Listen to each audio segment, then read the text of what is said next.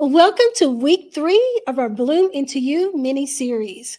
As we continue our journey of growth and transformation, today we're focusing on something many of us overlook: how to tend and protect our energy. We're talking about boundaries, rest, and the emotional nourishment that helps us truly thrive. I'm so happy to welcome with us today Angelica Del Carmen, spiritual coach and mystic guide, to help us explore how tuning into the voice of our soul can help us make wiser, more aligned choices. Welcome, Angelica. Hello, thank you for having me again. I am so happy to have you here with us again. You're always a wealth of wisdom when we do our soul talks, if you will. So let's just jump right in. So many of us struggle with energy leaks and emotional overwhelm. How can tuning into our soul's voice help us make better choices about where to give and where to protect our energy? Okay, that's a great question because a lot of us have been trained that we just give, right? Give, Yeah. give, give, give. You're supposed to give.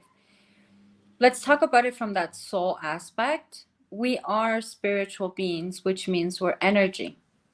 And if we think about it, we keep giving our energy away. And sometimes we don't want to do the things that we're asked to do, right? So I think tuning into what your soul is actually telling you, hey, put some energy, like we use the word, put some energy into doing this or don't do this. Tuning into ourselves allows us to be able to quote unquote know when Mhm. and with who we give our energy to. Because everything should be an interaction. And if we're giving, the most common thing is that we're going to receive, right? But some of us are not open to receive, Mhm. or we just keep giving and giving and giving, that we need to really do learn the when and the where and with the who we give that Right. to, right? I, yeah, I totally agree. Yeah, many of us do. We just give and give and give, and I think that's where the boundaries come in. It's also knowing those good boundaries. Mm-hmm. If you're constantly giving and you're not getting anything back, maybe you need to reassess those. Anyway, all right. So that's really, really insightful. So, what signs do you look for when someone's energy field is out of alignment or needs spiritual tending? And what would you suggest to help them get back into alignment? Okay, so let's go back a little bit to the boundaries and the saying no and stuff like that. So in quote unquote regular terms, we have different energy leaks, Hmm. right? So, what is taking our energy leak? It could be a job that we don't like, it could be a task that we do that we don't want to do. Example, some of the physical things that we see when we do that and we're losing our energy or we're having those energy leaks are like that constant fatigue, the constant chronic pain, the unexplainable reasons of why we feel so down. We have no energy. We feel heavy. Those are things that I look for when people talk. When you actually see somebody, it's like you could see them. If they're happy and they're bright and they're glowing, it's like they're full of energy. I mean, we even use the language, right? We're full of energy. Right. But when we're not feeling that and we're like depleted and our field is like giving and giving and giving and we have all these energy leaks, it causes all those things from like emotional things to we have mood swings. We feel overwhelmed or emotionally drained. That's all a showing that we have leaked our energy and we haven't really grounded ourselves. So some of the things to do for alignment is grounding ourselves. Mm. What Okay. does that mean? Breathe. Know where you are. Everything is intention. Literally say, wherever I left my energy, I call it back to me. Whoever I gave my energy to, damn it, it's mine. I'm calling it back. It's like all these things, but again, energy is never destroyed or gone or this or that. And it's not like literally I'm taking the energy from somebody that I gave and bringing it back to me. It's more like, okay, I need to replenish my energy, just like food, right? Food is also a very important thing for our energy because it, I was going to say in Spanish, alimenta, it nurtures our body And then with our body, our physical body nurtured, then our energy starts producing Yeah. because, you know this better than I Yeah. do.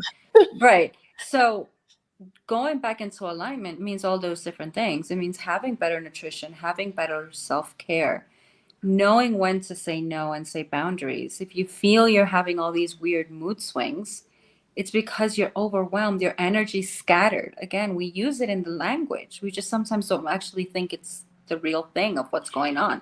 Right. Meditation, of course, but even if somebody doesn't meditate, the simple act of breathing Yeah. intentionally. So, all those are different things that I would say could bring somebody back into alignment. And once we come back into alignment, then the energy starts working because we're like a machine. Once all the things are oiled and, cleaned up and all these things, it starts working again. Does that Yeah. make sense? It does. It makes absolute sense to me. And hopefully it makes sense to those that are watching as well. But yeah, I absolutely agree with everything that you just said, particularly the nutrition part. A lot of people forget about that. And I often will say that food not only nourishes our body, it does nourish our soul as well. So thank you for adding that into it. This conversation is such a powerful reminder that honoring our energy isn't selfish, it's essential. And when we listen to the wisdom of our soul and create boundaries, we nourish ourselves in a way that allows us to show up fully with intention and presence. And tending your energy is an act of love, not only for yourself, but for those around you. So, Angelica, do you have any parting words of wisdom or encouragement for our viewers here? I think the most important is now that you've heard the conversation, notice what you do with your energy, notice where you're placing your energy. Are you placing your energy in negative thoughts? Are you placing your energy in positive thoughts? Which way are you working it? And I think conscious intention of noticing that right there is a self protection, a form of self protection in the sense of if I know I'm going to feel bad when I do this because I'm going to leak energy that way, I'm spending my energy doing something I don't want. What can you do to change it? What can you do to Right. rewrite it? What can you do to reframe it? What can you do to say no? I always say, I think I'm going to change my name. The one who tells you to say no. But yeah, I think it sounds simple. And I know it's a habit we have to get into. Yeah. But I do think it's possible. I know it's possible. And it's just bringing your attention to where you're placing your energy. Yeah. Well, there you have it. All right. So thank you, Angelica, for this beautiful and soulful conversation. And thank you for watching, those of you who are watching. Join us next week as we wrap up our Bloom Into You series. And remember, wellness isn't a destination, it's your daily journey. Bye. Bye.